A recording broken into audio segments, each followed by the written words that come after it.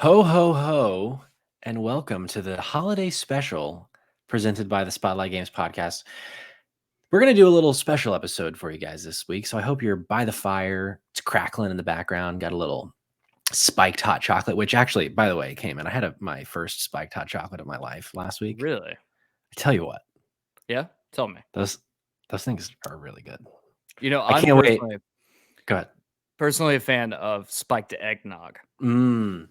I've Yeah. never had the nog, actually. I've never Really? tried it. The word eggnog is so visual to me. Like it creates a vision in my imagination that is just really not pretty. You know, they say that the French translation of eggnog translates directly into chicken milk. Does it? Yeah, so that's Yeah, honestly I don't kind of like that. disgusting. Yeah, and honestly, and this might piss off a few people when I say this, Oh eggnog no. sucks. Okay, it's not Great. a good beverage. However, if you throw in some like Fireball whiskey into that Joker, it it's a completely different beverage at that point. Fantastic beverage. The only thing that I like about eggnog, being someone who's never tasted it, is calling it the nog. Yeah, that's a really Give me good some one. of that nog. You know what I mean? Or if you can get it in a big enough container, you can call it kegnog. Ooh, that's good. Yeah, This weekend at our house, we're having a kegnog. nice. Am I invited? Oh yeah, absolutely. Okay, good. If you're listening, you're invited. Don't tell Rose. She doesn't know that I'm throwing a kegnog off the cuff. We're throwing a kegger nogger.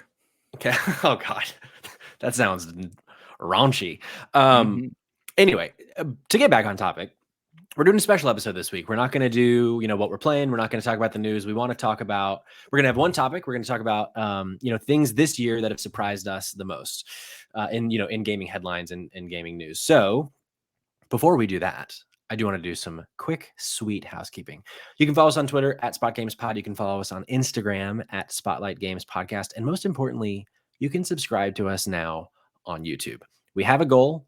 Every day that we get closer to the end of December, it's becoming a little, harder to reach. We're still between 30 and 40. Our goal is 100. Might be a little out of reach, but I think if we give that, giving spirit, holiday cheer, tell your friends and your family about our YouTube channel. What I do, I think I've mentioned this on the show before.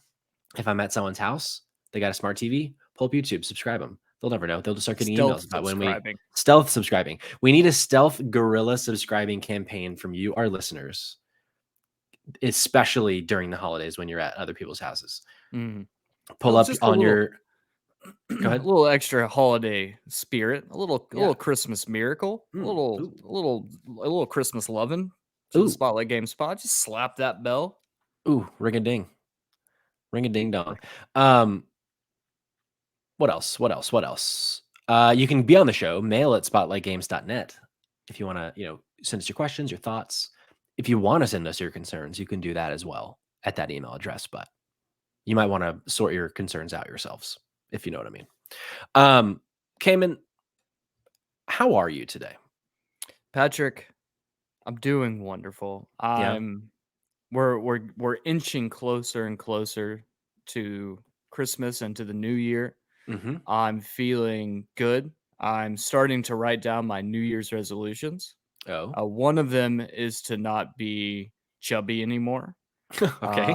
I don't want to be chubby anymore. It's my New Year's resolution. So if anyone, do you have an action plan? No, none whatsoever. The only action plan I currently have is to drink a lot of spiked eggnog and eat a lot of candy. And see, that's the plan now, so that it makes it feel a lot better when I actually start working towards bettering myself next year. Okay. I want to say 2022 is the year that I find my groove. Stella gets her groove back in 2022. That's me. I'm Stella. I get my groove back. Playing the part of Stella on today's show is Kamen. Yes. I love that. How about you, Patrick? I'm feeling fine. I'm hungry. If we're going to be completely honest, I haven't etten today, Kamen, and I would love a snack. So if any of our listeners happen to be somehow listening live and want to bring me a little snacky, you know where I live. Snacky. Some of you, at least. But yeah, other than that, we have some company coming to stay with us for a few days. They're flying in tonight. Very Excited to start the old holiday swing, I call it. We're going to be dropping by people's houses unexpectedly. You might be next listening. You might, it might be 8 o'clock. You hear a knock at the door in just about 30 seconds. It might be me. Who's to say? How many chimneys are you planning to go down this year? Last year I hit roughly. Mm-hmm. This is a rough. 2021 was a tough year, so I've forgotten a lot of it. But 2021 has been a tough year, sure. Roughly, if memory serves, I hit about 6 chimneys last year. So okay. I only want upward growth, right? So I'm at the very least 7 this year. Okay. I think 7 is feasible. I think you should aim a little higher. Sure. And do something like 72. Oh my. Yeah. I think I think you can do it. I believe in you, Patrick. All I need is a little belief, Kamen. That's all I need. Yes, indeed. That's all we all need is a little belief. Well, Kamen, I think it's past time that we jump into the topic of the show, which is, as I mentioned, at the top of the show. How about that for a little rhyme, kind of? Wasn't a rhyme. Show and show don't rhyme. It's the same word. Andrew Lloyd Webber over here. Oh, that's who you picked? Well, you're wearing cats on your... Oh, fair. You're right. I am wearing my cat onesie if you're only listening. I would hope that you would go click on the YouTube link in the description of this episode. Look at what we're both wearing because we're both very festive. And while you're there, if you have not already, subscribe. This is now an ASMR podcast. Subscribe. I want to talk about the biggest surprises of 2021. Okay. We've put together a short list, you might say. Sure. As we mentioned, this will be a little bit of a shorter episode since this is the holiday special. Mm-hmm. We put together 8 things, 8 announcements, 8 activities, 8 events that have happened in calendar year 2021 all around the world of games. Let's talk about them. The first one came in. This is something that not only is it surprising, but it's been very exciting and it's been very fun because they have knocked it out of the ever-loving park so far. The first biggest surprise of 2021 in gaming was the revival of G4 TV. Indeed it was. Kamen, for those who might not know who or what G4 TV is at home, and remember, I'm about to knock on the door, but sure, please let them know what G4 TV is. G4 TV was a long-standing TV channel that was canceled in 2014 after running for over a decade. The quote-unquote new and improved G4 TV launched November 16th this year and brought back old staples such as Attack of the Show, my personal favorite, X-Play, while also bringing on some new content such as The Completionist, which another fantastic addition to the G4 TV lineup. Yeah. I feel like... Yeah. Go ahead. No, go ahead. I personally grew up watching G4 TV. That was my after school digestive. I would go home immediately after school, pop on G4 TV. I was a huge fan of X-Play. I've mentioned it time and time again about Attack of the Show, DV Tuesday. It was a huge part of my life. And then it was canceled. Yeah. And, and it was done so unceremoniously. I remember towards the end of the G4 tenure, they had kind of moved over. There were things like cheaters and cops were there's like padding out the schedule. Yeah, basically. And so, when it was canceled, it to me there was a little bit of a bummer for nostalgia's sake. It was like, oh man, that sucks. But you could tell that like they were losing the focus. They were losing the ball there. The new and improved G4 TV, the relaunch, has been excelling any expectations I think that were set before it. I don't know if what's more surprising, whether or not it came back or whether or not it came back as strong as it has. Yeah. But it was a huge surprise for me that it's doing so well, and I'm very excited about that. I think for me, they're both almost as surprising, but I think it just coming back is incredibly surprising, mostly because with the way content is delivered in the year of our Lord 2021, our Lord being Shuhei Yoshida. Shuhei Yoshida, praise be. Praise be to him. Praise be unto him. It's just not a video game like TV channel is just not, because TV is so different these days. Like I don't watch much live TV other than like trash like The Bachelor. And most things are like, oh, they hit the streaming service, so I'm going to watch it on the streaming service. And I think so. When I heard that G4 TV was coming back, I was shocked that they would be coming back at all. But then I was like, how are they going to do this? And the way that they've done it, it being basically like a Twitch show, and like like you said, they're doing X-Play, they're doing Attack of the Show, they're doing like these other news segments as well.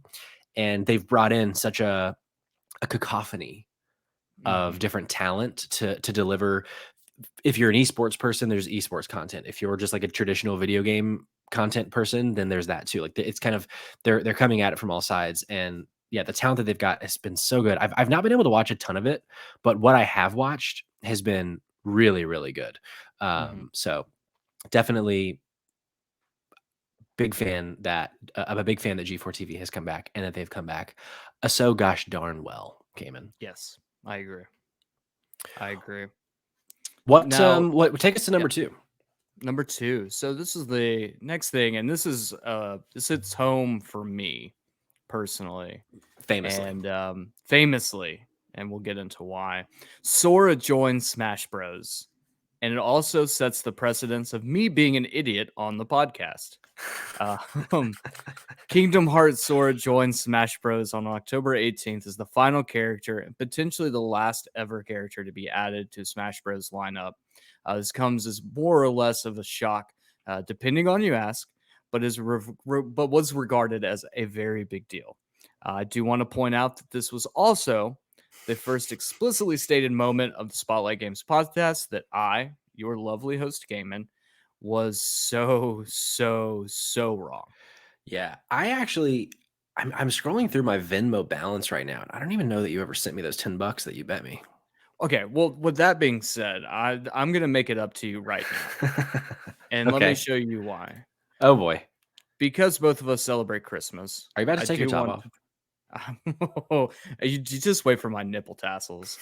They're like little jingle bells. They're just like tickling. How's that for a visual for you, our listener? Yeah, I probably should have described. I was doing a nipple tassel dance while tickling. Okay, beside the point. Yeah, let's get back, Patrick. For your Christmas present this year, I have got you a copy of Katamari Damacy Reroll on the Nintendo Switch. How about that? Let's pull that back up on the screen. Here, let me do a little. Yep. Nope. Oh, come on, Patrick. Patrick, you got to let's just move forward. Move on. I was doing so thing here for we YouTube. Go. Yes. So I got you a copy of that because it is one of my favorite games. I'm hoping that this absolves me of any factual crimes that I commit previously and in the near future. I hope you enjoy it. Merry Christmas to you, my friend. But to get back to the topic at hand, yes, indeed, I was wrong. Sora did join Smash Bros. Banjo-Kazooie, if you didn't hear that episode, I believe that Banjo-Kazooie was going to be the character that joined the roster. However, he had joined like 6 months previous.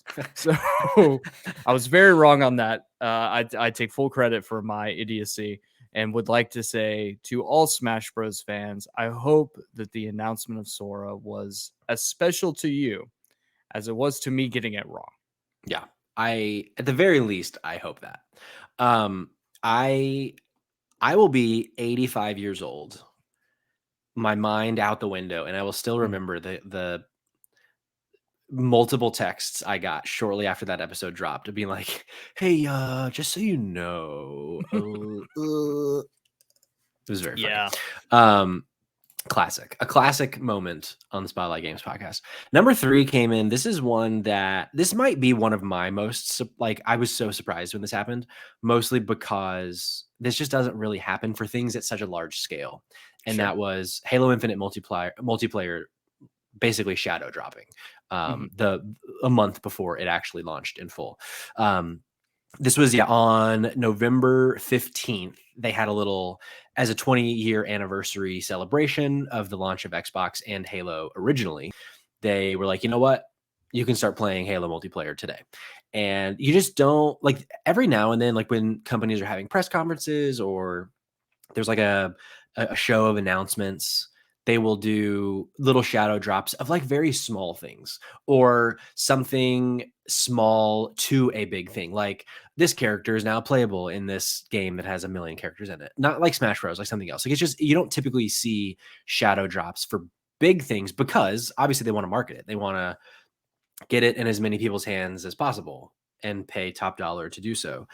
And so this one, them being like, it is out today. You can play it now. I mean, it took a couple hours for it to actually happen, but what a cool thing. And for it to work. Sure. It typically, when things multiplayer, like famously multiplayer games launch a lot broken for the first couple days because everyone wants to play it. And it worked outside of the very beginning, like having trouble launching it and downloading it because everyone was trying to do that for like an hour. After that, I personally, at least, I never had problems, and I don't remember seeing problems online about it. But it was a really cool moment. You haven't played yet, have you? No, I've not. Halo is one of those games where, as much as I appreciate the original Halo Combat Evolved on the Xbox, it just I never had an Xbox like access to one easily enough to be able to get into it. I'm also not an online multiplayer kind of guy. Probably the most online multiplayer I do is games where it's PvE, something like Division, Outriders, Diablo 3, or probably the only one that I've actually put any time into PvP wise was Knockout City. So Right. for Halo, for me, I love that people love it, and maybe one day I will as well.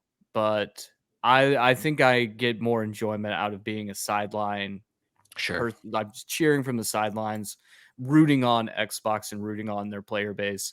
You guys have a fantastic game. It seems like I'm very excited about that for everyone, and one day maybe I'll jump in myself and then get my first taste. But Cheer.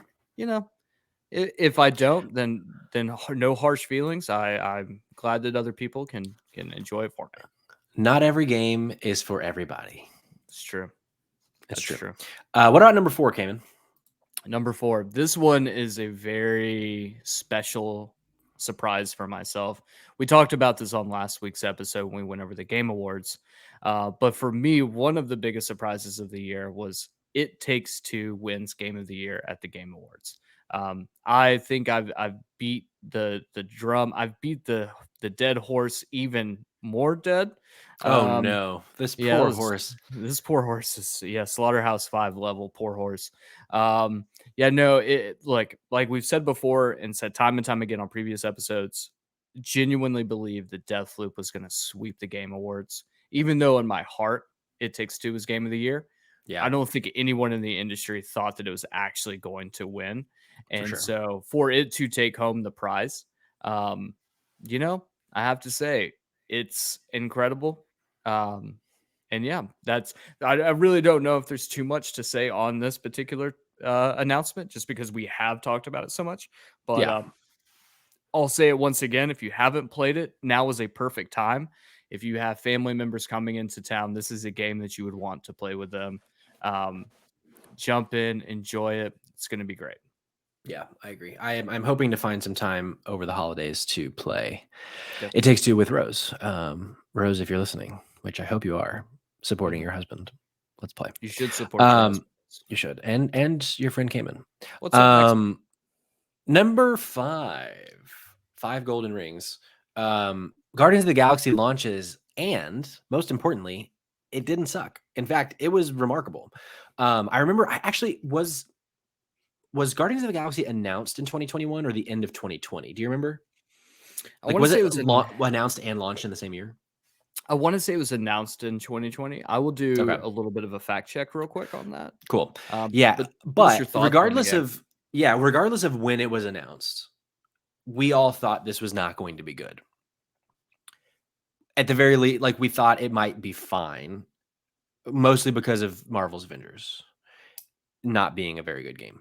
And this came, and I remember, getting a few hours into it before you had started playing and being like, wait, this game actually rules. Like it's really good. And yeah, now I mean it's won a bunch of awards. It won awards at the Game Awards. It's won awards from a lot of big outlets like IGN and GameSpot. So definitely quite a surprise that game didn't suck. The game was announced at E3 2021 at the Square Enix press conference. That would have been in June. And yeah, like you said, it's got a Metacritic score of 80% and won Best Narrative at the Game Awards. Like, I didn't see that coming at all. I thought after playing the game, I was like, okay, this has a real shot at winning something or being at least lauded for what it accomplishes. Right. But the lack of any sort of build-up, the just absolute, just no fanfare at all. This game just kind of slipped in. It was like a week before the actual release date. It was like, oh yeah, this game comes out. And it normally in the game industry or pretty much any entertainment industry, if there is that little build-up, that little talk about town about it, right, normally it means that this game is, or whatever piece of media it is not going to be very good. Yeah. And shockingly, it turned out to be fantastic. Yeah, and it's things like in the games industry specifically, things like I remember The Last of Us, its review embargo was like 3 weeks or 4 weeks before you could play it, and because they knew the reviews are going to be really good, because a lot of the time the companies will delay that review embargo as much as possible, so that people won't cancel their pre-orders if reviews come out and they all they're scathing. But yeah, so that was a nice pleasant surprise. Tell me about number 6, Kamen. Yeah, number 6, Valve announces the Steam Deck. On July 15th, legendary game developer and the force behind the monolith of PC gaming platform Steam announced the Valve Steam Deck with a February 2022 release date. This new handheld will rival the Nintendo Switch with its portability and will run Steam as its gaming hub. This allows players to take their PC games on the road. And I don't personally think that it's going to make as big of a dent in the Switch's market, but I do think the announcement alone was huge. I agree. The way that they're positing this is it's going to be this incredibly powerful, essentially a PC in your hands. Right.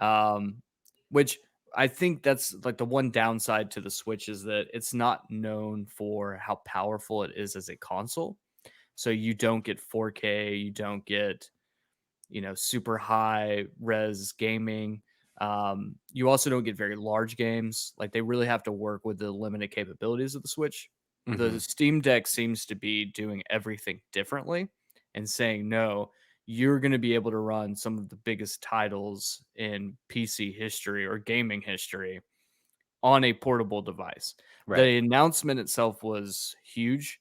Price is a little steep, being it starting at 400 and working its way up. It's a little steep price, so I don't think it's going to have as much of a marketability as something like the Switch, which is a little bit more budget, comparatively speaking, at least. Right. But I think Valve entering into the handheld space is incredible. I agree. I have never been drawn to PC gaming, mostly because I know how complicated it can become. And this, for me, I feel like is the perfect entry point, the perfect accessible entry point for me.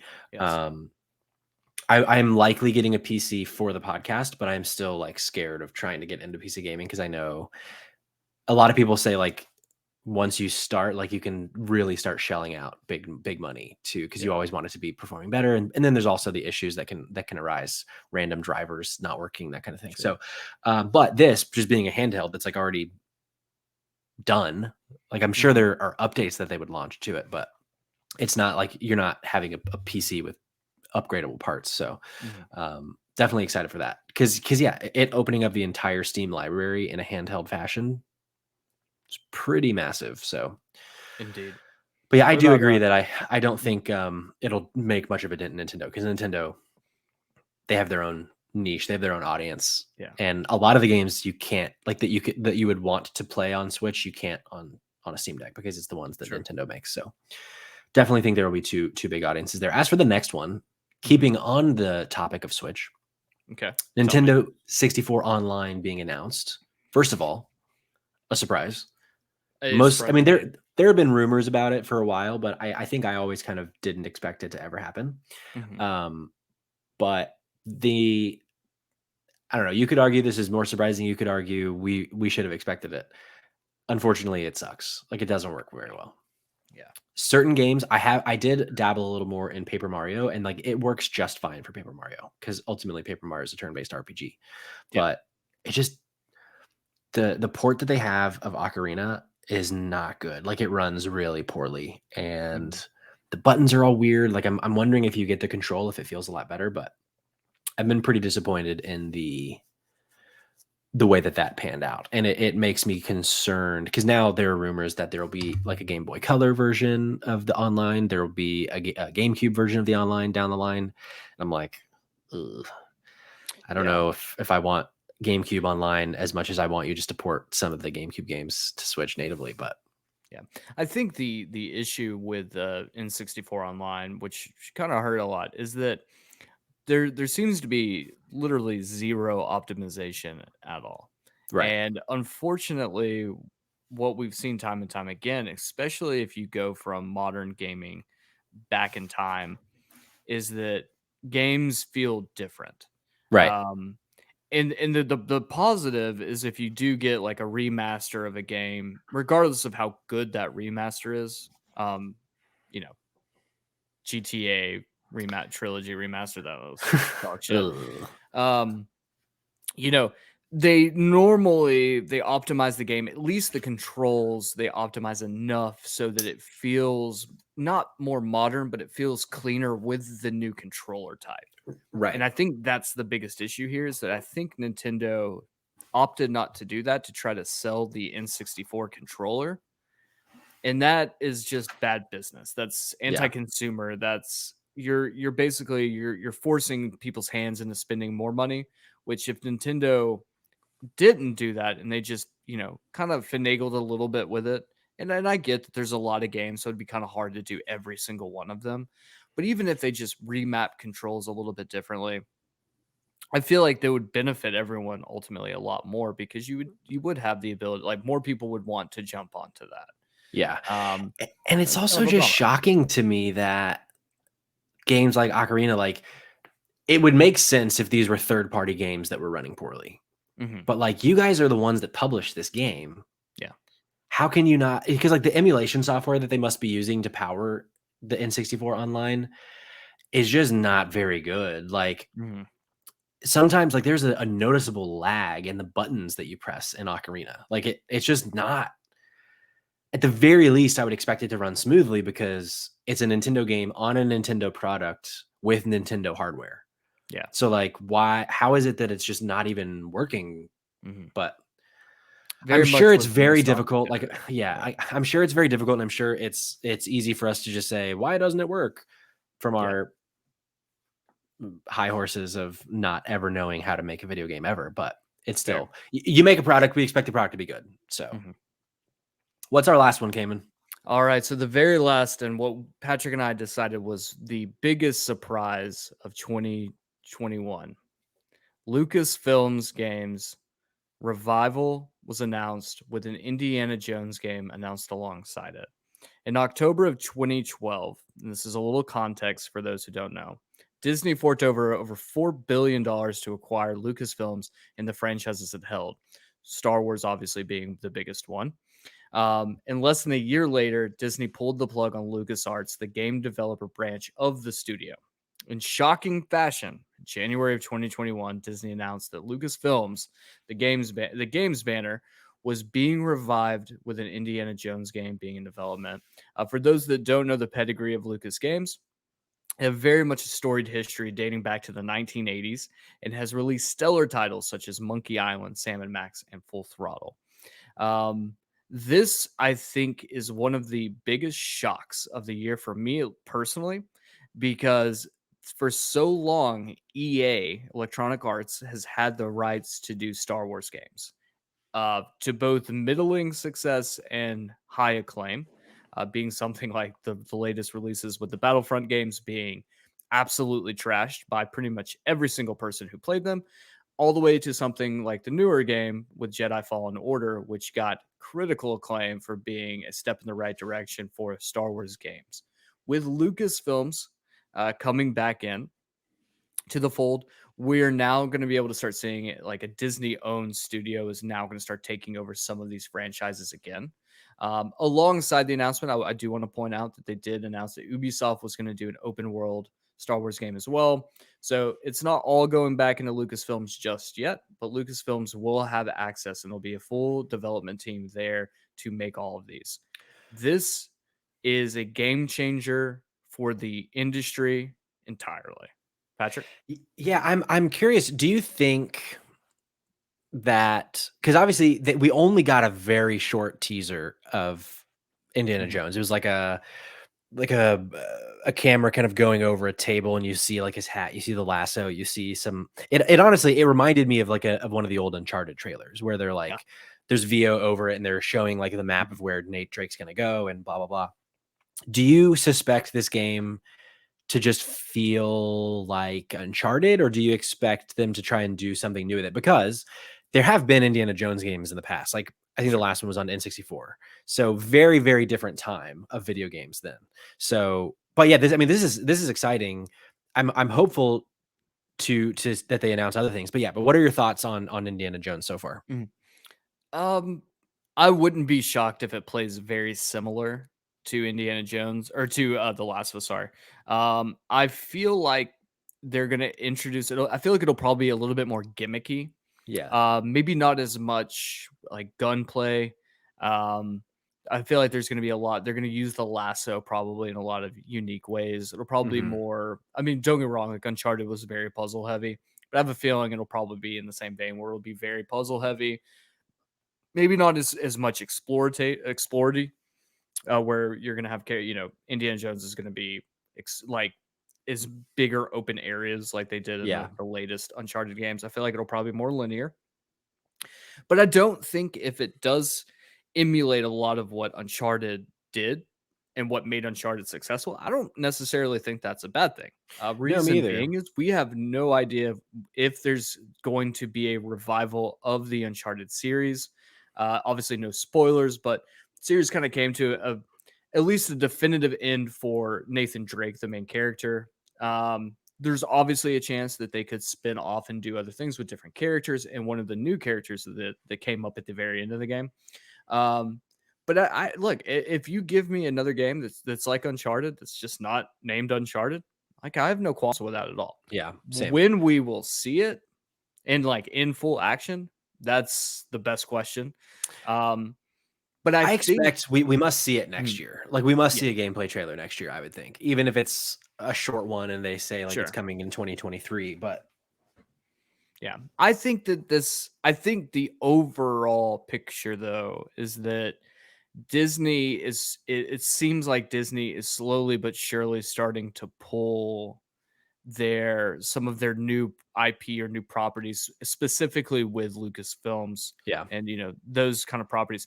It feels to me like they're slowly but surely starting to rein those back in to get more control. We're starting to see more of that with some of the other properties that they have, where they're trying to take more control over those games, having more direct access and more like heavily influenced by them in the producing role. Sure, we've got Quantic Dream is going to be releasing a new Star Wars game that we talked about last week. We've got, like I mentioned earlier, the Ubisoft open world. Presumably, we'll have a Jedi Fallen Order 2. But I think this is just a sign that Disney's starting to try to influence the way these games go more, so they have more of a positive impact for their own namesake, which I think is great. But I think just the fact that it's been, this was announced in, or the I game think it was E3. Yeah. So this was, I want to say they were like, it was 2013 was when Lucasfilms or LucasArts was shut down. So it's been 8 years since that's been a thing. I think that's it because it has such a storied history is incredible that it's coming back as an actual studio. And it might not have all the same people, but I think that just the namesake alone is just it's cool. It's good. I like that. It's good for them. And it was a huge shock when it was announced. Yeah, so it was announced in January of this year. Mm-hmm. I totally forgot. It's being developed by Bethesda. Interesting. It's being developed by Machine Games, who they did Doom and what's the one where you kill Nazis? Wolfenstein. Wolfenstein. That's them, right? Machine Games is Wolfenstein. Machine Games is Wolfenstein. Yes. So then, I wonder if this is a first-person game because they've only ever done first-person games, or is this them getting out of their? Well, I mean, Guerrilla Games had only done Killzone franchise. True. It then turned around and made one of the best open world third-person games.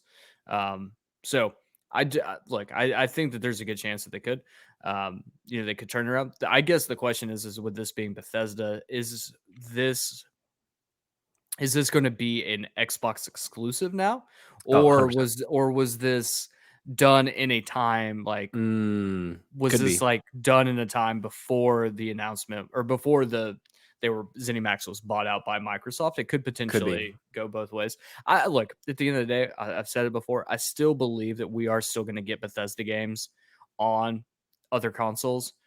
I just feel like some of their newer will be exclusive, but I do feel like some of their franchises like Doom and Wolfenstein, and potentially even Skyrim or Elder Scrolls could still make it over. You don't think? Well, I don't think Elder Scrolls. I think the other ones possibly could. I feel like the ones, and then this is a whole different discussion, but I feel like the ones that can drive console sales, drive Game Pass sales, they'll keep on Xbox. Things like if there's a new Fallout, whatever that is, Elder Scrolls, Starfield, like those are going to be the ones that don't come. But I could see a new Doom or a new Wolfenstein or Indiana Jones coming to PlayStation, perhaps. Obviously, they'll never go to Nintendo because Nintendo just never makes consoles strong enough for the present day. But that's its own bag of worms. How about a surprise number 9, Kamen? Hit me. How about the most shocking announcement of the games industry in 2021 was the Spotlight Games podcast hosted by you and me. How about that? No one saw that coming.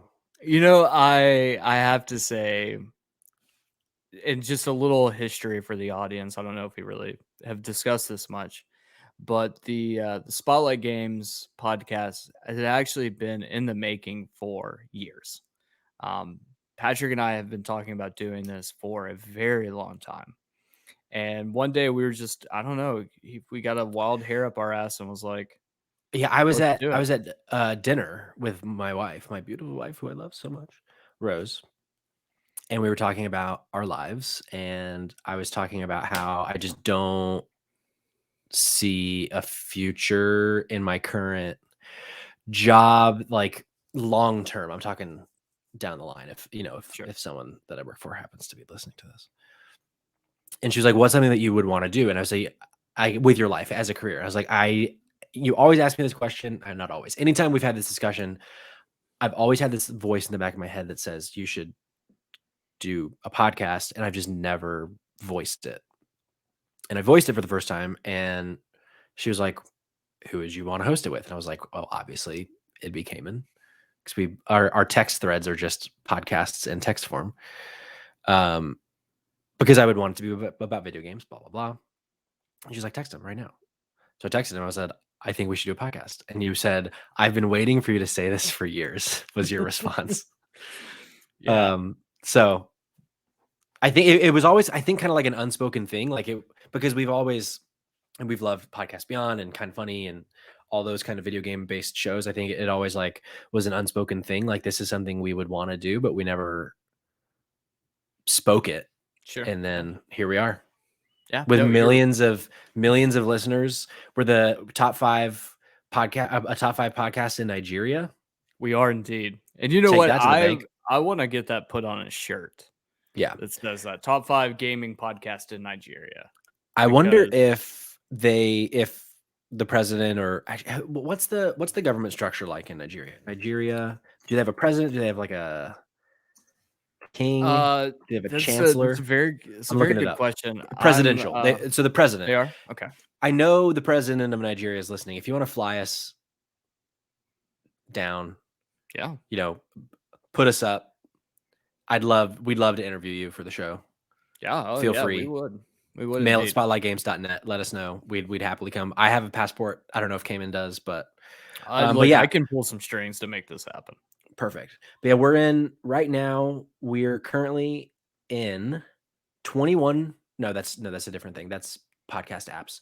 We're in where's the I want to say it's like 14 countries. No, it's more than that.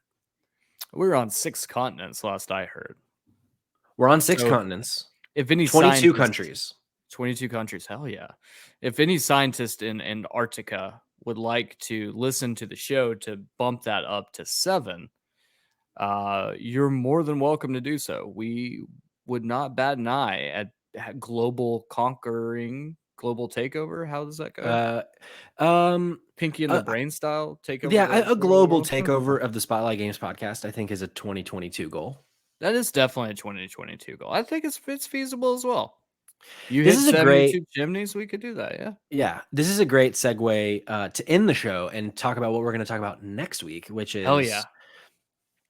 As we mentioned, next week we're going to do a little bit of like a favorites of this year, but then we also want to talk about our goals for 2022 as a show. We want to talk about some of the new things we're going to be doing, and we will be announcing a new podcast that we will start producing in 2022 alongside the Spotlight Games podcast. So if anyone in our audience, they support us because they're good friends of ours, or they like our banter that comes alongside the gaming content.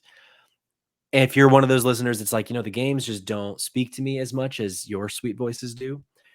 I think this is going to be something that you'll be really excited about and want to come along for the ride on. So come along on the ride for.